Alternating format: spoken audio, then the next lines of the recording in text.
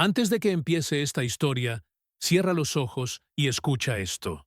3 golpes en la puerta a las 4 de la mañana. No es un vecino, no es el viento, es el sonido de una vida que está a punto de romperse. Esta es la historia de un hombre que lo perdió todo por decir no. Y aún así, encontró la fuerza para seguir de pie. Suscríbete al canal, porque cada historia como esta merece ser contada. Y tú mereces conocer la verdad que muchos prefieren callar. El golpe en la puerta fue tan fuerte que el vaso en la mesa vibró. Eran las 4:13 de la madrugada cuando escuché las palabras que uno nunca quiere oír. Immigration and Customs Enforcement, open the door. No grité, no me moví. Solo sentí cómo el aire se volvía más pesado, cómo la habitación se achicaba. Afuera, las luces azules parpadeaban sobre las paredes de un complejo viejo en Austin, Texas. Mi corazón latía tan rápido que parecía que iba a responder en lugar de mi voz. Pensé en mi madre, en Puebla, que dormía sin saber que su hijo estaba a punto de desaparecer del mapa. En la cocina todavía olía a cloro. El piso húmedo reflejaba el reloj digital que marcaba las 4:14. Era el mismo reloj que me acompañaba desde 2008, cuando llegué con 2 camisas y un número escrito en un papel. Abrí la puerta temblando. 3 agentes, chalecos, guantes, todo medido. ¿Are you José Luis Mendoza? Asentí. No había razón para negarlo. El nombre era mío, aunque esa noche sonara como una condena. Uno revisó la sala. Otro me observaba. En la mesa estaba mi lonchera con el sándwich para el turno de las 5:30, el termo de café, el sobre con $180 que debía mandar a casa. Pensé en mi madre, 67 años, en su presión alta, en los medicamentos que compro en Walmart y envío cada mes. Trabajo en la bodega de Round Rock desde 2015. 12 horas al día, 6 días a la semana. Cada semana mando 400 o 500, cuando se puede. Todo eso me pasó por la cabeza mientras me ponían las esposas. El metal me apretó las muñecas con un frío tan exacto que me dolió más el orgullo que el cuerpo. Do you have any weapons? No. Any drugs? No. Do you understand why we're here? No respondí.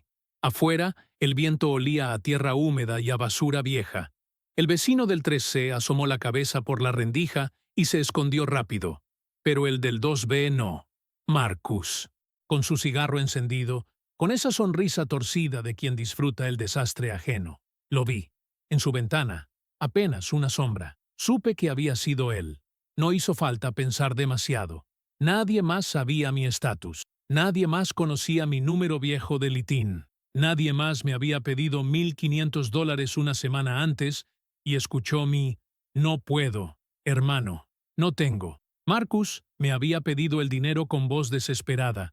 Decía que era para cerrar un asunto, que si no lo hacía, lo echarían del trabajo. Yo le ofrecí 200 y él rió. «Tú ganas bien, José, te levantas temprano, no seas tacaño». Le dije que no, que apenas me alcanzaba. Se fue molesto. Desde entonces no me habló. Ahora su ventana estaba encendida. Sentí cómo la rabia me subía hasta el pecho, pero no servía de nada. Uno de los agentes dijo, «Let's go», y me guió hasta la patrulla. Las luces azules iluminaron las paredes manchadas del edificio. En ese instante, entendí que 18 años podían borrarse en una llamada. En el asiento trasero, con las manos atadas, miré mi reflejo en el vidrio. Vi a un hombre que había cruzado el desierto con 20 años, que en 2012 juntó $3,000 para cambiarle el techo a su madre, que en 2020 trabajó durante la pandemia cuando todos tenían miedo. Vi las manos partidas, los ojos cansados, la espalda encorvada. Todo eso y más cabía en ese reflejo. El agente frente a mí hablaba por radio en códigos que no entendía. Pensé en las rutas del trabajo, en los camiones que salen a las 5:30, en los compañeros que a esa hora estarían tomando café en la bodega sin imaginar que uno de ellos no volvería. Pasamos frente a la gasolinera, donde siempre compro mi pan dulce a las 4:20. El cajero, un hondureño, siempre me dice, «Ánimo, compa». Quise creer que todo era un malentendido, que alguien se había equivocado, pero el nombre en el papel era el mío. Recordé que en la última conversación con Marcus, Él mencionó algo sobre ajustar cuentas con los que no ayudan. No lo tomé en serio. Uno no cree que un vecino con quien compartes el asador los domingos pueda destruirte con un número marcado desde un teléfono. En el trayecto, el aire del coche olía a plástico y desinfectante.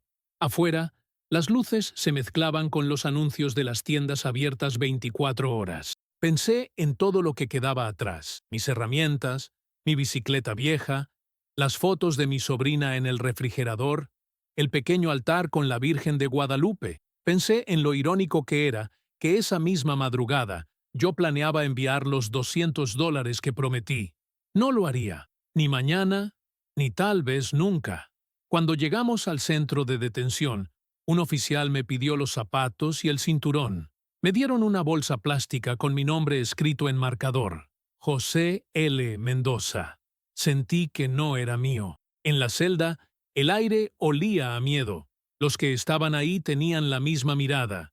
Hombres que habían trabajado más de lo que habían dormido, que habían enviado más dinero del que habían gastado en sí mismos. Uno murmuró, ¿por qué te trajeron? Y yo solo dije, porque alguien me odió lo suficiente como para hacer la llamada. Esa noche no dormí. Pensé en Marcus, en el cigarro encendido, en los ojos de mi madre, si llegaba a saber. Y en ese momento, comprendí que todo lo que había construido podía desvanecerse en segundos, no por un crimen, sino por una traición.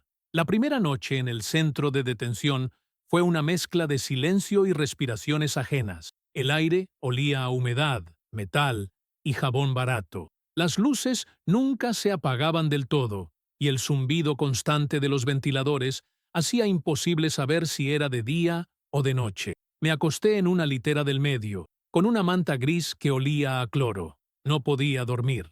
Cerraba los ojos y seguía viendo la ventana de Marcus, el cigarro encendido, su sombra quieta. No entendía cómo alguien podía odiarte tanto solo por un no. Tal vez no fue odio, tal vez fue envidia, o simplemente estupidez. Pero en este país, la estupidez puede destruirte con una sola llamada. Al amanecer, nos dieron un desayuno frío, pan duro, una manzana verde y leche tibia. Comí sin hambre, solo por instinto. Había un salvadoreño en la cama de arriba. Se llamaba Ernesto, y me preguntó en voz baja, ¿cuánto llevas aquí? Le dije que era mi primera noche. Él suspiró. No te confíes. A veces pasan semanas antes de que te den una audiencia. Asentí, aunque en mi cabeza todo sonaba como una broma. Yo no era criminal. Tenía trabajo, impuestos pagados, pruebas de residencia. Pensaba que todo eso contaba. No sabía que la verdad pesa menos que un papel sellado. Pasé los días repasando mi vida como si fuera un libro que alguien más escribió. Recordaba el año 2006, cuando crucé la frontera en la caja de una camioneta con otros 6 hombres. El aire caliente, el olor del polvo, los rezos susurrados. Recordaba el primer trabajo limpiando cocinas en Atlanta. $8 la hora, 12 horas al día. Recordaba las primeras llamadas a casa. Mi madre llorando porque no podía creer que su hijo comiera hamburguesas en lugar de frijoles. Recordaba cada dólar enviado, cada sacrificio, cada mentira piadosa para que ella no se preocupara. Todo va bien, ma, le decía, aunque durmiera en un colchón inflable. Y ahora, en una celda con olor a cloro, entendí que todos esos años se podían resumir en un solo papel, en proceso de deportación. Una tarde me llamaron a la oficina del oficial de inmigración. Era un hombre blanco, de unos 50 años, con cara cansada. Me pidió mis datos, mis direcciones, mis trabajos anteriores. Le entregué los recibos de Western Union que todavía tenía en mi billetera. Esto no prueba legalidad, dijo sin mirarme. Solo demuestra que usted ha estado aquí. Sentí cómo me ardían los ojos. Quise gritarle que cada remesa era una prueba de amor, de trabajo, de humanidad. Pero las palabras se quedaron atrapadas en la garganta. Cuando terminé de firmar, me dijo, Your next hearing will be in 3 weeks. 3 semanas, 21 días encerrado sin saber qué pasaría con mi vida. Esa noche pedí hacer una llamada. Me dieron 5 minutos. Marqué el número de mi hermana. Contestó rápido. José, ¿dónde estás? Su voz sonaba como una cuerda tensa. Le conté lo que pasó. Se quedó en silencio. Escuché su respiración cortada. Mamá no puede saberlo todavía, por favor, me dijo. Se le subiría la presión. Asentí aunque no pudiera verme. Dile que estoy bien, que el trabajo va bien. Antes de colgar, ella me dijo algo que me perforó el pecho. Marcus llamó a la casa hace días. Dijo que te había metido en un problema, que era su culpa, pero que ya no podía hacer nada. Sentí que el mundo se derrumbaba en una sola frase. Marcus había confesado, pero demasiado tarde. Los días siguientes se volvieron una rutina sin sentido. Comida, conteo, silencio. Vi entrar a nuevos detenidos, hombres que lloraban al escuchar su nombre, otros que rezaban en voz baja. Aprendí que en ese lugar todos compartimos la misma palabra: esperar. Esperar el turno, la carta, la audiencia, el milagro. Una mañana, un guardia anunció mi nombre. Mendoza, prepárese. Mañana tiene audiencia. Dormí poco esa noche. En sueños, veía la cara de mi madre, el olor del café, la tierra mojada después de la lluvia en Puebla. Todo parecía tan lejos que dolía pensarlo. Cuando me llevaron a la sala de audiencias, el aire estaba frío como una iglesia vacía. Una mujer traductora se sentó a mi lado.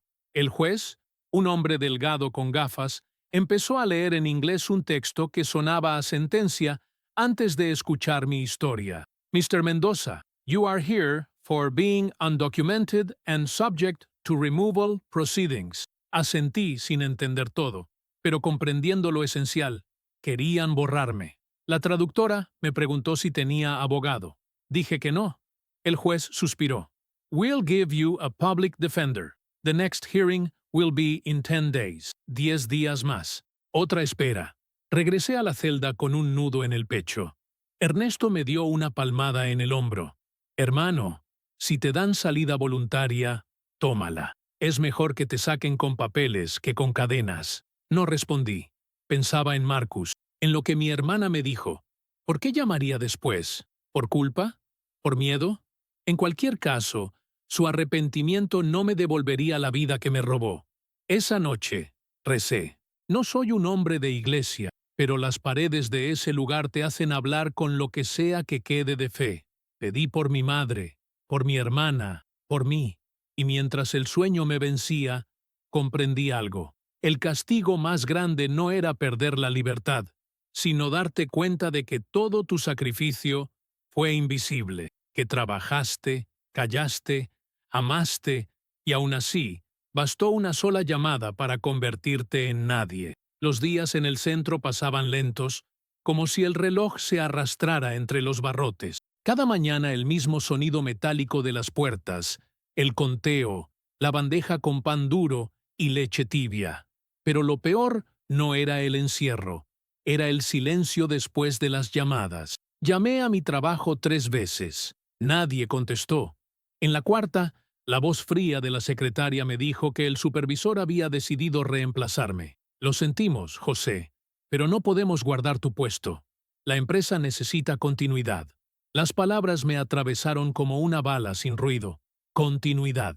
Yo había sido esa continuidad por 8 años. 8 años levantándome a las 4, cargando cajas, manejando el camión bajo la lluvia o con fiebre. Nunca llegué tarde, nunca pedí vacaciones, nunca fallé. Y ahora mi nombre había sido borrado con una sola decisión administrativa. Esa noche, mientras miraba el techo manchado, recordé la primera vez que llegué a esa bodega en Round Rock. Era 2015. Había pagado $300 por un cuarto, compartido con otros 3 hombres. El primer día, el jefe me dijo, aquí solo duran los que aguantan. Aguanté. Aguanté los dolores de espalda, los turnos dobles, los dedos dormidos por el frío del almacén. Aguanté las miradas cuando decían, ese mexicano nunca se queja. Y al final, me lo creí. Creí que si trabajaba suficiente, si pagaba impuestos, si no molestaba a nadie, tal vez este país me aceptaría. ¡Qué ingenuo! Mi hermana logró hablar con mi jefe una semana después. Me lo contó en la siguiente llamada. Dice que lamenta lo sucedido, pero que no puede involucrarse en asuntos legales. Traducción: no quiere problemas. También me contó que mamá había empezado a sospechar. Le dije que estabas enfermo, que necesitabas descansar. Mi madre no se creyó esa mentira, pero prefirió callar. Siempre fue así. Cuando yo era niño y papá nos abandonó, ella también fingió que todo estaba bien. Las mentiras a veces protegen, decía. Pero ahora, esa mentira era una herida. Una tarde, el guardia me trajo un sobre. Era de Marcus. Lo abrí con las manos temblando. Dentro, una carta escrita con bolígrafo azul. Decía: José, no sabía que esto llegaría tan lejos. Solo quería asustarte, hacerte entender lo que se siente cuando alguien te da la espalda. No pensé que te detendrían. Ya hablé con un abogado. Dicen que puedo dar testimonio de que fue un error. Error. Esa palabra me dio náuseas. Me quedé mirando el papel largo rato, imaginando su cara. No era miedo lo que sentía. Era una mezcla podrida de rabia y tristeza. ¿Qué clase de persona destruye a otra solo por dinero? Mostré la carta al abogado público que me asignaron. La leyó rápido, sin emoción. Esto podría ayudar, pero no garantiza nada, me dijo. Si el ICE considera que tu estadía fue ilegal, no importa la intención del denunciante. Le pregunté si podía salir bajo fianza. Me respondió que probablemente no, por el tipo de reporte inicial. Te acusan de usar documentos falsos. Sentí que la sangre me abandonaba. Eso no es verdad, dije. Tengo ITIN. Pago impuestos. Tengo comprobantes. Él suspiró. Sí, pero para ellos eso no cambia tu estatus. Me explicó que el proceso podía tardar meses, incluso años, y que lo mejor era prepararme para lo peor. Esa noche no hablé con nadie. Me senté en el suelo, con la espalda contra la pared, mirando las luces que nunca se apagan. Pensé en todo lo que había construido. En 2012, mandé dinero para reparar el techo. En 2016, pagué la universidad de mi sobrino. En 2020, ayudé a un primo a comprar su taxi. Y ahora, todo eso se sentía inútil. Un hombre sin papeles no tiene historia, solo antecedentes. Me dolía imaginar a mi madre recibiendo la noticia. Ella siempre decía que algún día volvería con orgullo, con mis papeles en regla. Ahora, lo único que llevaría serían las huellas de las esposas en mis muñecas. Los días siguientes fueron más duros. Algunos compañeros salían, otros desaparecían. Nadie sabía a dónde los llevaban. Ernesto, el salvadoreño, me dijo que si tenía suerte me darían salida voluntaria, pero la suerte no existe para nosotros. Un guardia me entregó un formulario para firmar. Era un aviso de comparecencia. Mi audiencia definitiva sería en 2 semanas. Ahí se decide todo, dijo. Guardé el papel como quien guarda una sentencia. Esa noche soñé con mi casa en Puebla, mi madre colgando ropa bajo el sol, los perros ladrando al camión de la basura, el olor a café y a tortillas recién hechas. En el sueño caminaba hacia ella, pero había una reja entre los dos. Ella me hablaba, pero no podía escuchar sus palabras. Me desperté con lágrimas en los ojos. Ernesto me miró desde la litera de arriba. Tranquilo, hermano, dijo.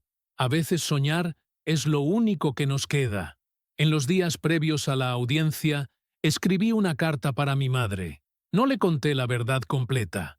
Solo le dije que estaba resolviendo unos papeles, que todo saldría bien, que no se preocupara. Pero cada palabra pesaba. Cada letra era una mentira envuelta en amor. Sabía que, si algo salía mal, no volvería a verla. Pensé en Marcus, en su arrepentimiento inútil. Tal vez viviría el resto de su vida con culpa, o tal vez dormiría tranquilo. No lo sé. Pero entendí que la traición más dolorosa no es la de un enemigo, sino la de alguien que conocía tu esfuerzo y aún así decidió destruirte. El día de la audiencia llegó con el aire más frío que recuerdo. Nos levantaron antes del amanecer, nos dieron café aguado y una galleta seca, y nos pusieron en fila para abordar una van gris con las ventanas cubiertas.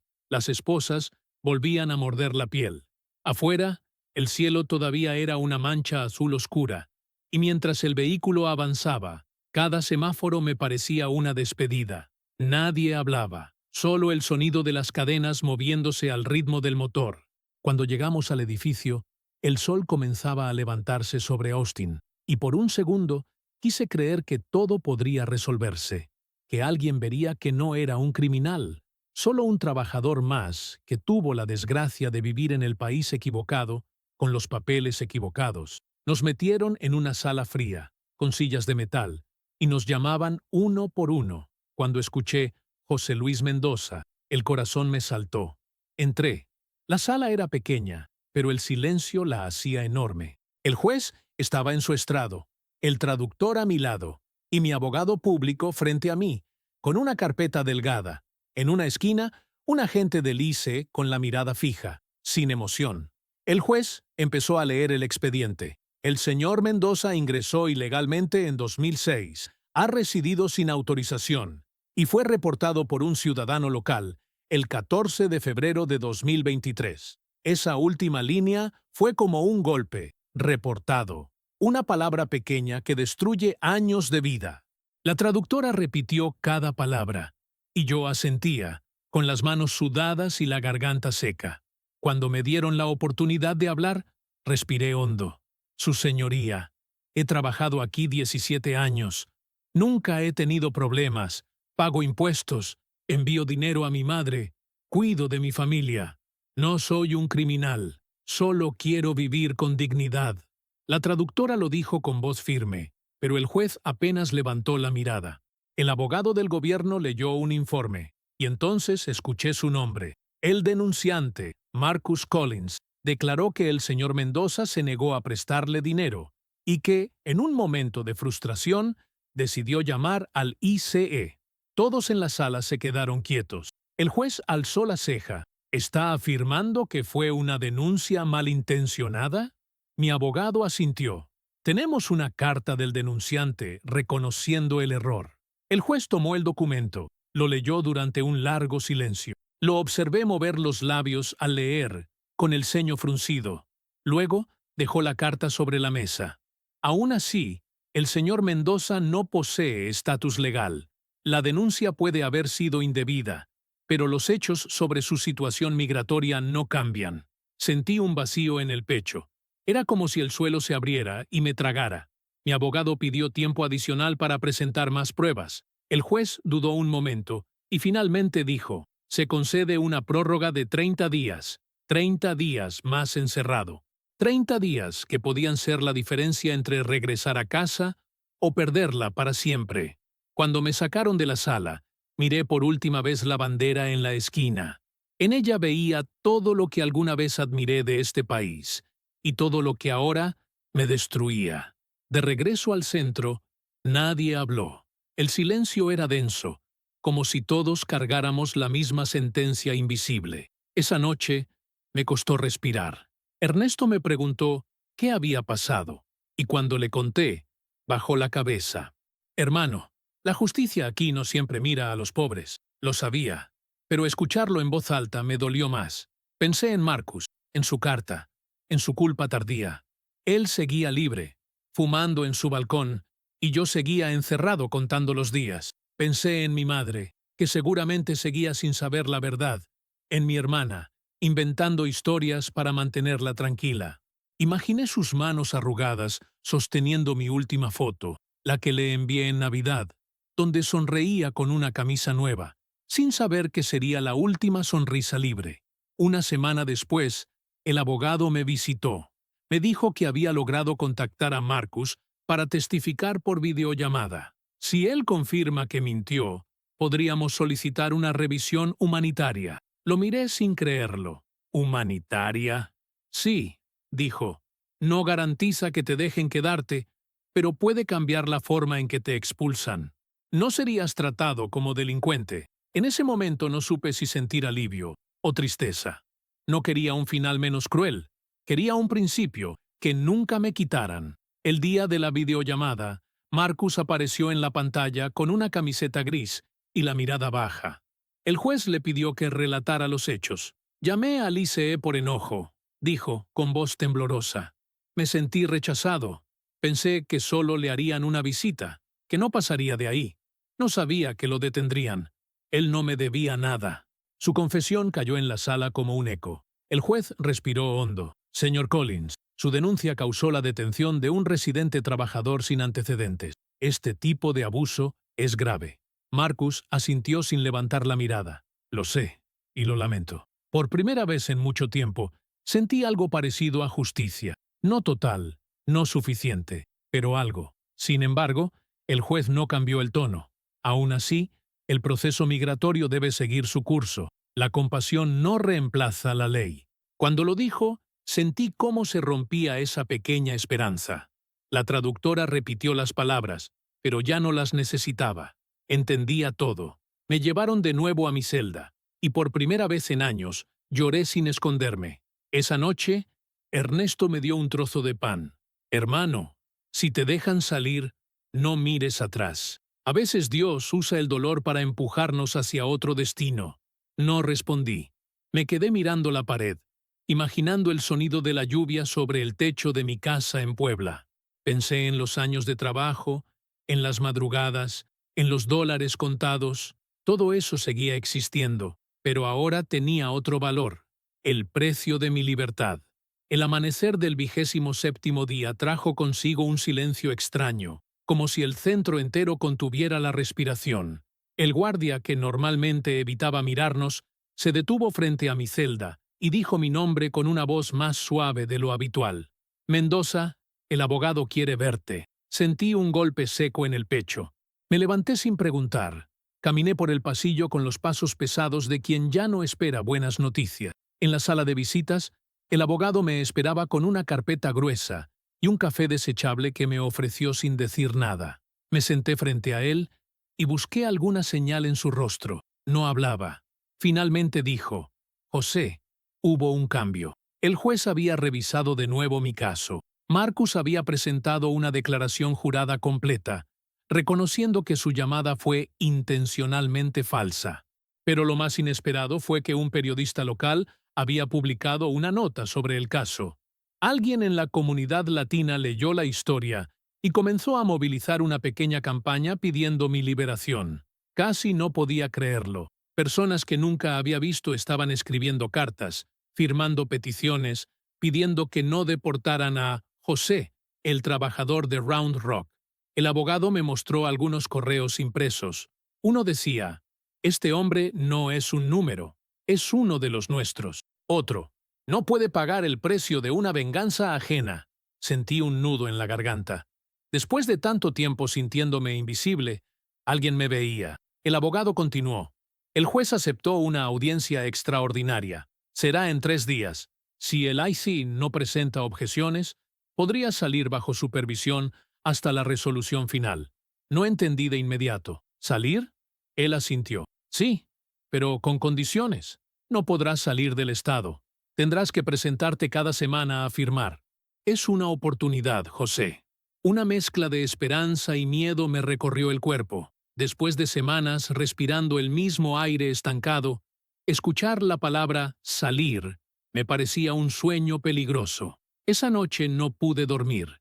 Ernesto me miró desde arriba y dijo: tal vez sea tu milagro. Sonreí apenas. Los milagros no llegan con trompetas, llegan en papeles doblados y firmas tardías. Pasé la madrugada pensando en cómo sería volver a caminar sin vigilancia, oler el aire libre, ver el amanecer sin barrotes. Pensé en mi madre.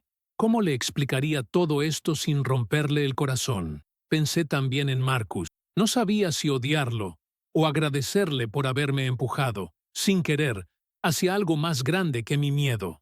El día de la audiencia, el ambiente en la sala era distinto. El juez parecía menos rígido, el abogado del gobierno más incómodo. Marcus no estaba, pero su declaración fue leída en voz alta. La traductora tembló al traducir las palabras. Lamento profundamente haber causado daño a un hombre inocente. Actué por enojo y desesperación. Asumo toda la responsabilidad. El juez levantó la vista hacia mí. Señor Mendoza, no puedo ignorar la ley, pero tampoco puedo negar la humanidad. Este tribunal le concederá libertad supervisada mientras se revisa su caso. Las palabras me llegaron como un golpe de aire fresco. La traductora sonrió sin poder evitarlo. Por primera vez sentí que mi cuerpo volvía a pesar. El juez añadió: no desperdicie esta oportunidad. Manténgase lejos de problemas y confíe en el proceso. Asentí. Gracias, su señoría. Mi voz apenas salió, pero era real. Cuando me quitaron las esposas, las muñecas me ardieron como si despertaran. Salí del edificio bajo el sol de marzo. El aire olía a gasolina y hierba recién cortada. Cerré los ojos. La luz me quemó, pero era la quemadura más hermosa de mi vida. Afuera, el abogado me esperaba con una bolsa de papel. Dentro, un par de zapatos usados, una camisa y una carta. Era de la comunidad que había ayudado. Decía, cuando uno de nosotros cae, todos debemos extender la mano. Lloré sin vergüenza. En ese instante, comprendí que la verdadera patria no está en un papel, sino en la gente que te ve como humano cuando el mundo te llama ilegal. Esa noche, dormí en un refugio comunitario. La cama era dura, pero el silencio era distinto. No olía a metal ni a miedo. Soñé con mi madre, con sus manos acariciando mi cara, con el sonido de los gallos al amanecer en Puebla. Desperté con lágrimas, pero eran de alivio. Por primera vez en mucho tiempo, no tenía miedo de abrir los ojos.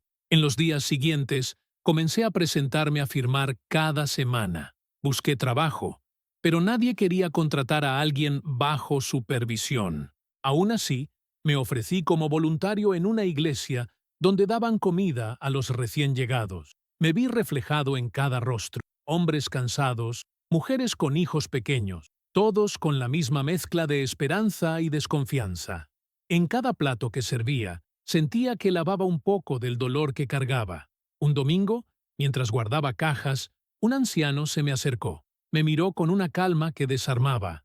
«Hijo, el dolor también puede ser un oficio», me dijo. «Si aprendes a transformarlo, nadie podrá volver a destruirte». Esa frase se me quedó grabada. Desde entonces, cada vez que firmo en la oficina del ICE, lo hago con la cabeza en alto. Aún no sé cuál será el final. Tal vez me deporten, tal vez logre quedarme. Pero ahora entiendo que mi vida no está en sus manos, sino en la manera en que decido seguir. Cuando camino por las calles de Austin, veo los rostros de tantos que viven con miedo, y pienso que si mi historia sirve para que uno de ellos no se rinda, entonces todo el dolor habrá tenido sentido. La traición de Marcus me robó una parte del pasado, pero me dio algo más, una voz. Y con esa voz pienso contar mi historia, no para que me compadezcan, sino para que sepan que hasta el más invisible puede levantarse. La primera llamada a casa después de mi liberación fue la más difícil de mi vida. Tenía el teléfono en la mano, pero no sabía por dónde empezar. Mi hermana contestó al segundo timbre.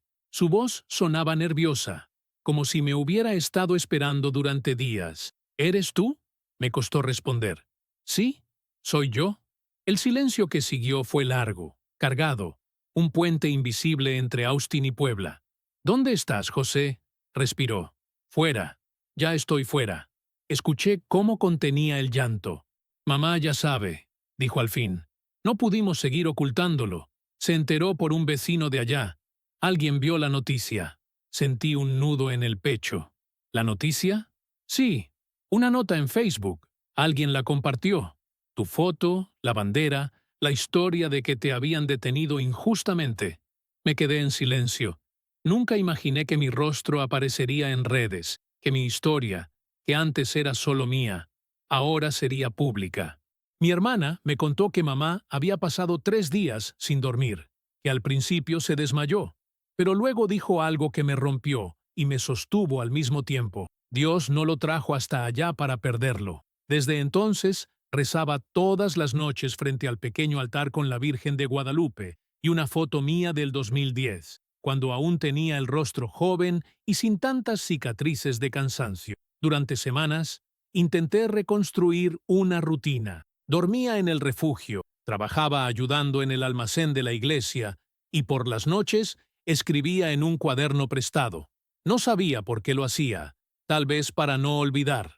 Escribía los detalles de cada día en detención, los nombres de los hombres que conocí, los olores, los ruidos. A veces temblaba al recordar.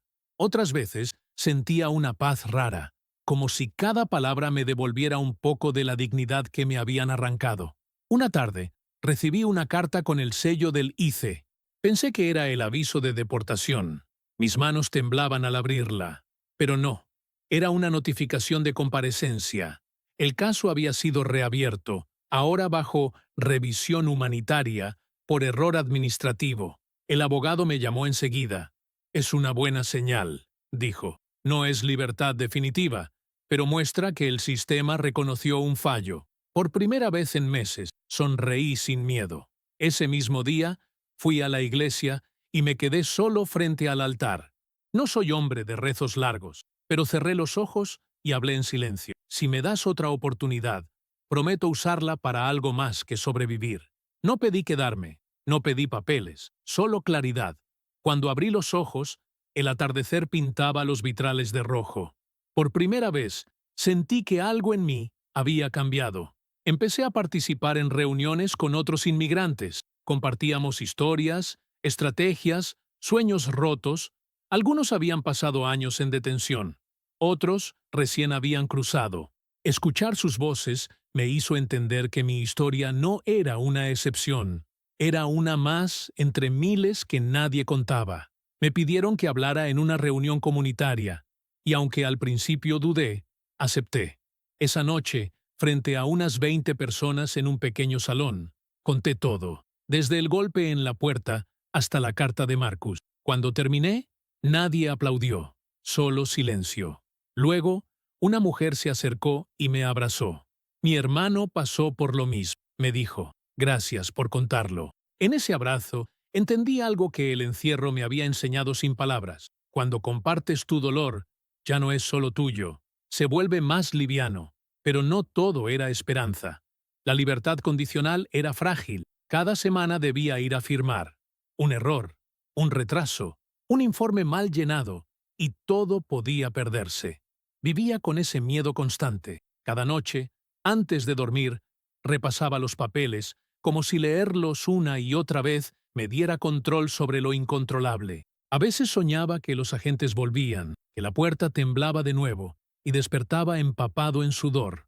Un día, mientras regresaba del centro de firmas, vi a Marcus frente a su edificio. Tenía la misma expresión cansada, el mismo cigarro. Me miró, dudó y dio un paso hacia mí. «José», dijo en voz baja. No respondí. «Sé que no sirve de nada, pero lo siento». Lo miré a los ojos. No había odio, solo un vacío enorme entre nosotros. «Tú no sabes lo que destruiste», dije. Él bajó la mirada. «Lo sé. Pero si sirve de algo, estoy ayudando en un grupo legal para inmigrantes. Quiero reparar lo que hice». No supe si creerle, solo asentí. «Hazlo», dije, «pero no por mí. Por los que vienen detrás». Caminé sin mirar atrás. No sentí alivio ni furia, solo una paz triste, como si al fin cerrara una herida vieja. Esa noche le conté a mi hermana. «¿Y lo perdonaste?», me preguntó. No respondí enseguida. «Tal vez no, pero ya no lo odio. Eso es suficiente». Ella lloró en silencio. Me dijo que mamá había empezado a escribir cartas para enviármelas por correo, aunque tardaran semanas. Me reí. «No necesita cartas, más siempre está conmigo», le dije. Y era verdad. Desde entonces, cada amanecer lo vivo como un préstamo. A veces me despierto con miedo, otras con gratitud, pero siempre con la certeza de que sigo aquí. Cuando miro el cielo sobre Austin, pienso que cada nube es una frontera distinta, invisible, que se puede cruzar sin papeles, solo con el corazón abierto. Los meses siguientes fueron un ejercicio de paciencia y fe. Vivir en libertad condicional era como caminar sobre hielo delgado. Cada paso debía ser medido, cada palabra calculada. No podía trabajar oficialmente, pero necesitaba sobrevivir. Un amigo hondureño, Mateo, me consiguió pequeños encargos de jardinería y pintura. Pagaban poco, en efectivo, pero bastaba para comer y enviar algo simbólico a casa. Cada dólar que cruzaba la frontera era una forma de decirle a mi madre que seguía de pie, aunque a veces ni yo mismo lo creyera. Las noches eran las más difíciles. En el refugio, los ronquidos se mezclaban con los murmullos de quienes soñaban con sus países. Algunos hablaban dormidos, decían nombres, direcciones, frases incompletas en español, que se perdían en el ruido de los ventiladores. A veces, despertaba sobresaltado, convencido de haber escuchado otra vez los golpes en la puerta. Tenía el cuerpo libre, pero la mente seguía atrapada allá, en la celda blanca donde el tiempo no existe. Intentaba mantener una rutina. Me levantaba temprano, tomaba café en el mismo puesto de la esquina y caminaba hasta el parque. Desde ahí veía la ciudad despertando. Camiones, estudiantes, oficinistas, todos parecían tener un lugar al que ir. Yo solo tenía un propósito: no desaparecer. En las tardes, ayudaba en la iglesia con los paquetes de comida. La hermana Clara, una mujer de cabello gris y voz suave, me decía: «Cada caja que entregas es una oración». Yo sonreía sin responder. Me gustaba pensar que tenía razón. Un sábado, después de la misa, la hermana me pidió que hablara con un grupo de jóvenes que preparaban una campaña de ayuda para inmigrantes detenidos. Acepté, aunque no sabía qué decir. Cuando me paré frente a ellos, todos me miraron en silencio, esperando una historia heroica. Pero no hay heroísmo en tener miedo. Les conté la verdad, que la peor parte no fue el encierro, sino la vergüenza, que uno llega a este país pensando que la dignidad se gana con trabajo, pero descubre que aquí la dignidad tiene precio y apellido, que el silencio puede ser más cruel que la violencia. Cuando terminé, nadie aplaudió. Una chica lloraba, me dio la mano y dijo: «Mi padre también fue deportado. Gracias por recordarme que no fue en vano». Esa noche, al regresar al refugio, sentí algo distinto. Por primera vez desde todo lo ocurrido, mi voz no me sonó rota. Pensé que tal vez mi historia podía servir para otros, que el dolor, cuando se comparte, deja de ser solo herida y se convierte en testimonio. Empecé a escribir más, sin plan, sin miedo. Las palabras salían solas, como si mi alma hubiera estado esperando permiso para hablar. Pero no todo era esperanza. Un día, al llegar a la oficina del ICE para firmar, el guardia me informó que el nuevo supervisor había ordenado revisar mi caso. «Procedimiento rutinario», dijo, sin mirarme. Ese mismo día, me quitaron la pulsera de monitoreo para colocar una nueva. El pitido metálico al cerrarla me devolvió el mismo miedo de la madrugada en que me arrestaron. Esa noche no dormí. Cada vez que la luz roja parpadeaba, sentía que la libertad era una broma que podía acabarse en cualquier momento. Una semana después, el abogado me confirmó que el proceso de revisión era real. «No significa deportación inmediata», explicó, «pero alguien en el ICE quiere cerrar casos antiguos». Sentí que el mundo volvía a detenerse. Todo lo que había reconstruido, mi rutina, mis esperanzas, las cartas con mi madre, podía desaparecer otra vez. En los días siguientes, cada sonido de patrulla en la calle me hacía temblar. Volvía a mirar por las ventanas antes de dormir, a revisar los cerrojos, a empacar mentalmente una maleta con lo poco que tenía. Sin embargo, la vida seguía moviéndose. Mateo me presentó a una mujer llamada Isabel, voluntaria en una organización de derechos humanos. Era mexicana, nacida en San Antonio, hija de migrantes. Tenía los ojos oscuros y una calma que desarmaba. Escuchó mi historia sin interrumpir. «Tienes que contarla más», me dijo. «No dejes que el miedo te vuelva invisible». Me invitó a participar en un encuentro comunitario en Houston. Dudé. «No soy nadie», le dije. Ella sonrió. «Precisamente por eso. Los que no son nadie son los que más necesitamos oír». Acepté. El día del evento, frente a más de 100 personas, conté mi historia desde el principio. No le quité ni el dolor ni la vergüenza. Hablé de Marcus, de mi madre, de las noches de encierro, del olor a metal, de los sueños rotos. Al terminar, hubo un silencio largo. Luego, un aplauso suave, como una ola que crece. Isabel me abrazó. «Ahora tu miedo pertenece al mundo», susurró. Sentí que algo dentro de mí se liberaba. De regreso a Austin, miré por la ventana del autobús. Las luces de la autopista pasaban como fantasmas dorados. Pensé en todo lo que había perdido, y sin embargo, seguía ahí. No era libre del todo, pero era más libre que antes. No tenía país, pero tenía propósito. Y comprendí que a veces la vida no te devuelve lo que te quita. Te ofrece algo distinto, algo que solo nace después del sufrimiento. Esa noche, antes de dormir, escribí una frase en mi cuaderno. «No somos ilegales, somos sobrevivientes del silencio». La subí a redes sin pensar. A la mañana siguiente, tenía cientos de mensajes de personas que decían sentirse identificadas. Algunos me pedían consejos, otros solo querían agradecer. Por primera vez, sentí que mi voz, la de un simple trabajador que perdió todo por un préstamo negado, podía cruzar fronteras que los papeles nunca permitirían. La noticia llegó una mañana gris de octubre. El abogado me llamó temprano, con voz grave. José, el juez ha fijado fecha para la decisión final. Será el 18 de noviembre. Sentí que el aire se volvía pesado. Todo lo que había hecho durante meses, firmar, trabajar sin papeles, ayudar en la iglesia, contar mi historia, de pronto se reducía a una fecha. Un solo día que podía borrar todo o abrirlo de nuevo. Agradecí en silencio y colgué.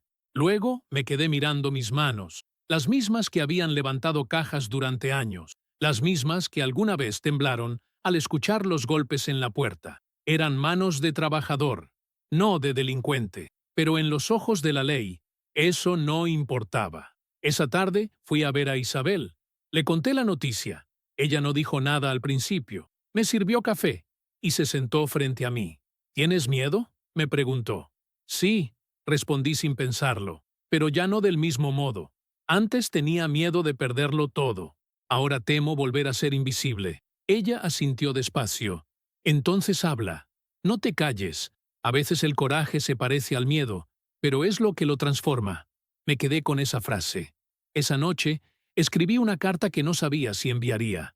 Era para el juez. No pedía compasión, solo comprensión. Le conté mi historia con detalle. Le hablé de mi madre, de mi vida en Austin, de las veces que ayudé a desconocidos sin pedir nada.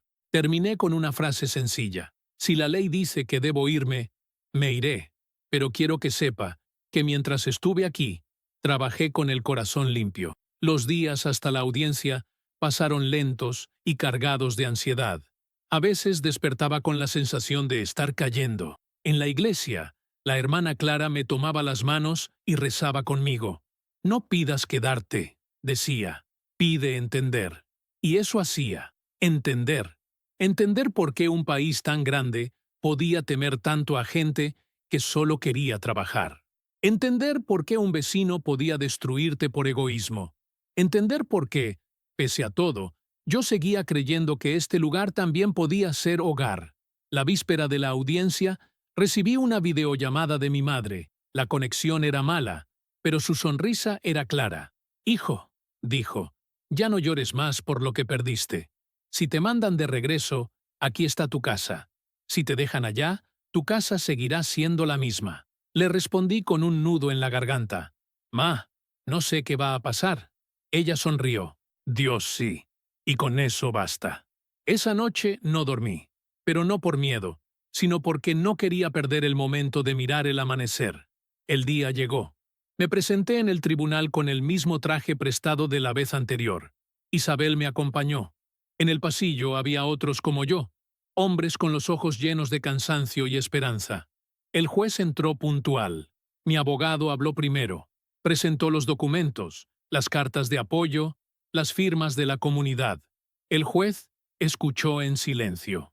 Luego me pidió que hablara. Respiré hondo y di un paso al frente. Su señoría, empecé. Yo no vine a este país a esconderme. Vine a trabajar.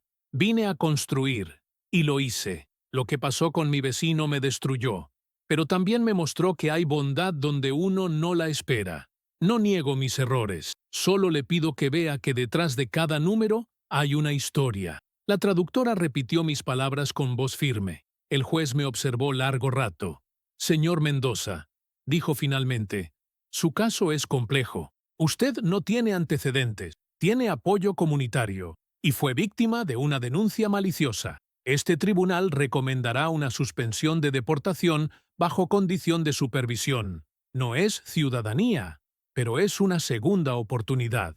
Las palabras se quedaron flotando en el aire. La traductora sonrió sin poder contenerse. Isabel apretó mi hombro. No lloré. No podía. Era como si el alma necesitara un momento para entender que el peso que cargué durante meses acababa de levantarse. El juez cerró el expediente y dijo, «Buena suerte, señor Mendoza. Haga que valga la pena». Afuera, El sol me golpeó con una fuerza nueva. Caminé despacio, sintiendo que cada paso era real. Isabel me abrazó. ¿Qué harás ahora?, me preguntó. Sonreí. Vivir. Por fin, vivir. Caminamos hasta la esquina en silencio. Había tráfico, risas, bocinas, vida. Todo seguía igual, pero dentro de mí todo había cambiado. Esa noche escribí en mi cuaderno: no sé si pertenezco a este país, pero sí sé que pertenezco al mundo, y el mundo está hecho de los que sobreviven. Miré el cielo de Austin y pensé en mi madre, en la distancia que ya no dolía tanto. Pensé en Marcus, en la carta que algún día tal vez respondería, y pensé en mí, en el hombre que cruzó una frontera buscando pan y terminó encontrando voz. Cuando cerré el cuaderno, entendí que esta historia no era solo mía, era de todos los que siguen creyendo, incluso cuando el mundo les dice que no deberían. Después de la audiencia, cada día tuvo otro peso. Caminaba por las mismas calles, veía los mismos árboles, pero todo parecía distinto. Tal vez porque ahora podía detenerme sin miedo a mirar atrás. El mundo no había cambiado, pero yo sí. Por primera vez en mucho tiempo, el aire no olía a amenaza. Me registraba cada semana, cumplía con las citas, respondía a todas las llamadas de Lise, pero ya no lo hacía con terror, sino con una calma que venía de haber sobrevivido. Tenía algo que no podían quitarme, la certeza de que seguía vivo. Isabel me ayudó a encontrar un cuarto pequeño detrás de una panadería latina en el norte de Austin. El alquiler era bajo y el olor a pan fresco cada mañana me recordaba la infancia, cuando mamá horneaba con leña en Puebla. La dueña, una mujer salvadoreña llamada Rosa, me trató como familia desde el primer día. Aquí nadie pregunta por papeles, dijo, sonriendo. Esa frase me hizo reír y llorar al mismo tiempo. Comencé a ayudar en la panadería por las tardes, arreglando cosas, pintando paredes, limpiando hornos. Ella insistía en pagarme, pero muchas veces yo solo aceptaba comida y café.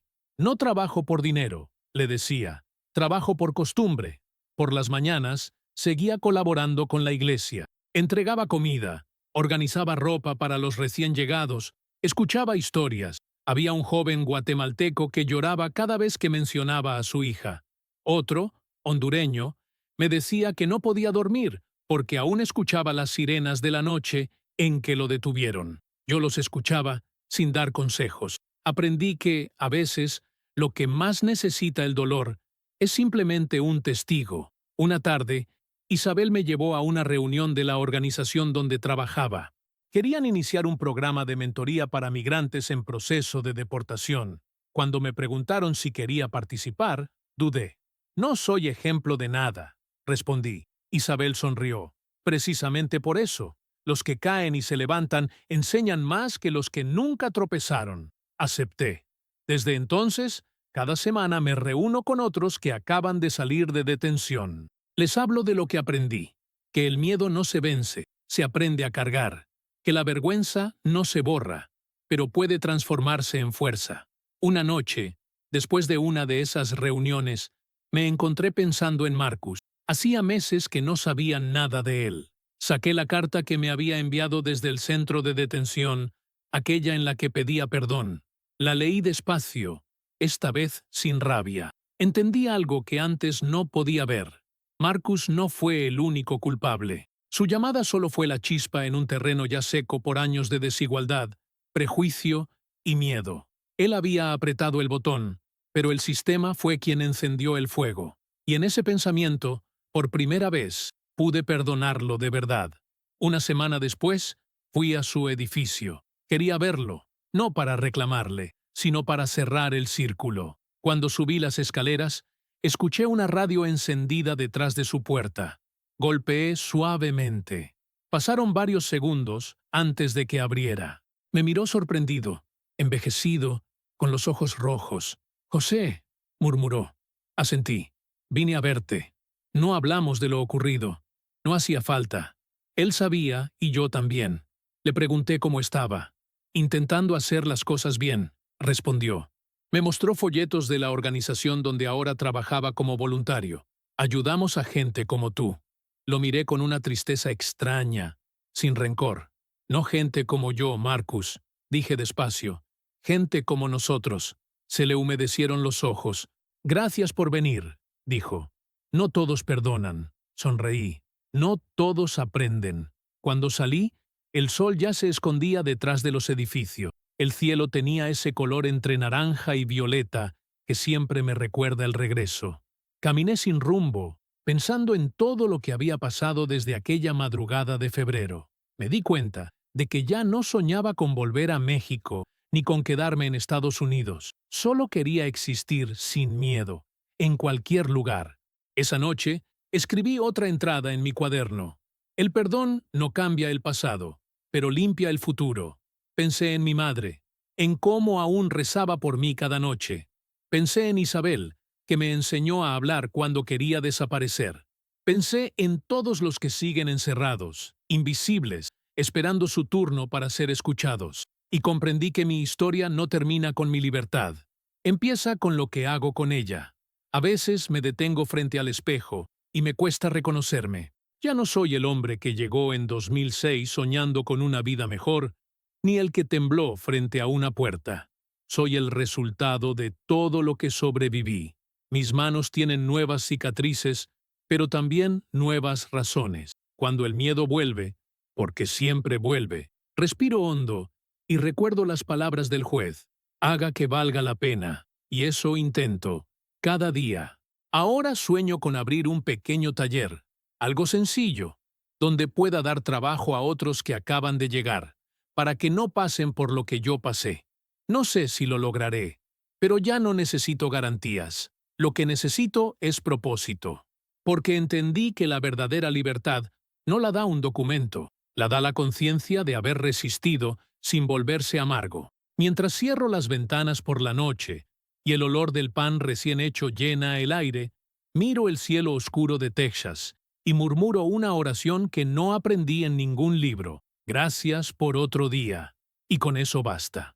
Han pasado 2 años desde aquella madrugada en que los golpes en la puerta me arrancaron el sueño y la vida que conocía. A veces, todavía despierto sobresaltado, creyendo que todo fue un sueño que regresó, pero basta mirar alrededor para saber que no. Ya no hay barrotes, ni linternas, ni la voz metálica diciendo mi nombre, solo la luz tenue del amanecer colándose por la ventana, el olor a pan recién horneado y una calma que aprendí a no dar por sentada. Vivo en el mismo cuarto detrás de la panadería. La pared aún tiene manchas de humedad y el piso cruje, pero es el lugar más mío que he tenido en este país. Cada grieta, cada marca, es un recordatorio de que sigo aquí. Sigo firmando cada mes en la oficina del ICE. Ya no me tiemblan las manos cuando lo hago. La funcionaria que me atiende, una mujer joven con acento del sur, siempre me pregunta lo mismo. ¿Cómo va todo, señor Mendoza? Y yo respondo con la misma calma. Va, señora, todo va. En sus ojos noto algo que antes no veía en ningún funcionario. Respeto. No lástima, no compasión, respeto. Tal vez porque ella también entiende lo que es venir de lejos y construir algo desde la nada. La panadería creció. Rosa abrió un segundo local y me dejó a cargo de supervisar el primero. Eres mi hombre de confianza, me dijo el día que me entregó las llaves. Lloré. No por orgullo, sino por la ironía.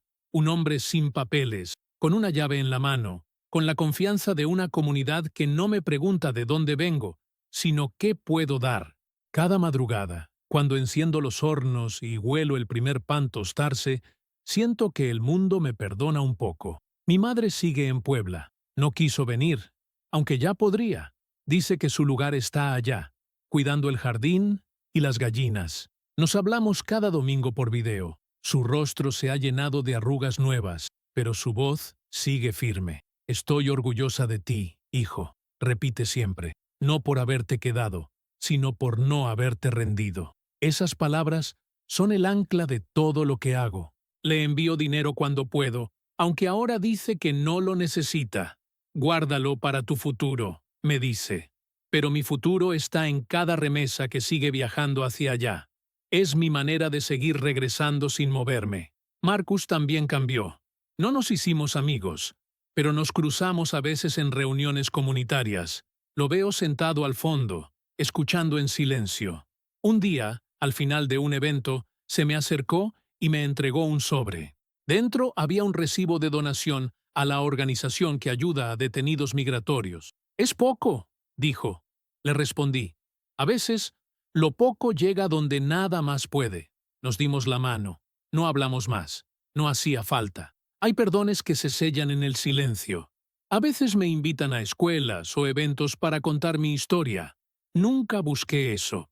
Me sigue pareciendo extraño que la gente quiera escucharla, pero entiendo que no es por mí, sino por lo que represento, la cara de los que se quedaron, de los que sobrevivieron sin hacer ruido. Cuando hablo, no uso papeles ni discursos, solo cuento lo que pasó, cómo un no puedo cambió mi destino, cómo una llamada me quitó la libertad, pero también me dio una voz.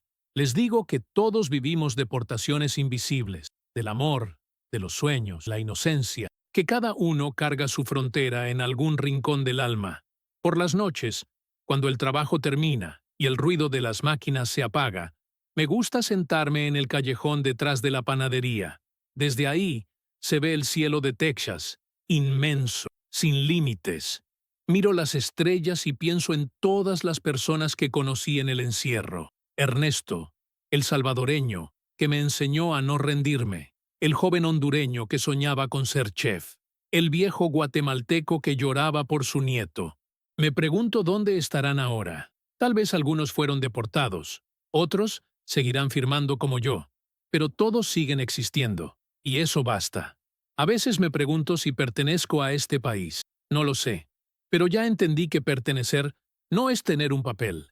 Es tener un propósito. Y el mío es simple. Trabajar. Ayudar. No callar. Contar lo que pasó para que no se repita. Cada vez que un joven migrante me dice, «Gracias por hablar», siento que una parte del miedo colectivo se disuelve. Y entonces comprendo que sobrevivir no fue solo por mí, fue por todos los que aún no tienen voz. Hace poco, escribí la última página de mi cuaderno. Termina con una frase que salió sola, sin pensar. No busques volver al lugar donde eras feliz. Construye uno nuevo, donde puedas respirar. Cerré el cuaderno, lo guardé en una caja y supe que, al fin, podía seguir adelante. Ahora, cada amanecer me encuentra de pie, con las manos en la masa, el aroma del pan llenando el aire y una sensación profunda de gratitud. No tengo papeles, pero tengo nombre, tengo historia, tengo casa. Y mientras las luces de la ciudad se encienden una a una, repito en silencio la oración que me salvó tantas veces. Gracias, Señor, por no dejarme desaparecer. Porque sí, aquel vecino me arruinó la vida, pero también, sin querer, me enseñó a reconstruirla.